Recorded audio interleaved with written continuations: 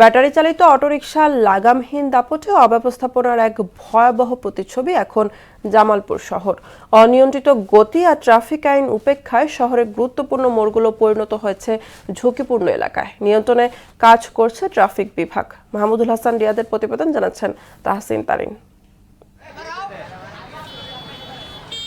জামালপুর শহরে ব্যাটারি চালিত অটোরিকশার লাগামহীন চলাচলে দিন দিন বাড়ছে জনভোগান্তি। অনিয়ন্ত্রিত গতি, ট্রাফিক আইন অমান্য ও যত্রতত্র চলাচলের কারণে সড়কে সৃষ্টি হচ্ছে চরম বিশৃঙ্খলা। এতে পথচারী, যান চালক সহ সাধারণ নগরবাসী পড়েছেন দুর্ভোগে। অটো চালিত যানবাহন, রিকশা এদের যানজটের কারণে আমরা অতিষ্ঠ হয়ে পড়ছি। যানজটের কারণে আমাদের বাজারে অনেক গ্রাহক কমে গেছে, ঠিক মতো গ্রাহক আসে না। প্রশাসনের কাছে আমাদের একটা অনুরোধ যে আমাদের জামালপুরের অটো চালকদের প্রশিক্ষণের ব্যবস্থা করা এবং তাদের একটা ড্রাইভিং লাইসেন্স দেওয়ার জন্য। অটোরিকশা চালকদের বড় একটি অংশের বৈধ লাইসেন্স কিংবা প্রয়োজনীয় প্রশিক্ষণ না থাকায় ট্রাফিক সিগন্যাল, একমুখী সড়ক কিংবা পথচারীর অধিকার সবই উপেক্ষিত বলে দাবি ভুক্তভোগীদের। অটো চালিত যানবাহনের মাধ্যমে চলাফেরার ফলে অনেক দুর্ঘটনা ঘটে। যানজটের কারণে সকালবেলা কলেজে যাইতে খুবই সমস্যা হয়। লাইসেন্সবিহীন ইজি বাইক যাতে শহরে প্রবেশ করতে না পারে সেই বিষয়ে দ্রুত পদক্ষেপের কথা জানালেন পৌর নির্বাহী কর্মকর্তা।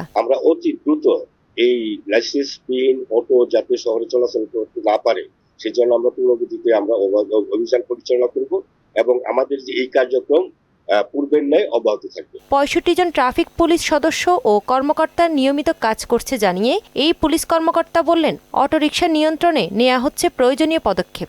আশেপাশে দোকানের সামনে ফুটপাতগুলো দখল করে বিভিন্ন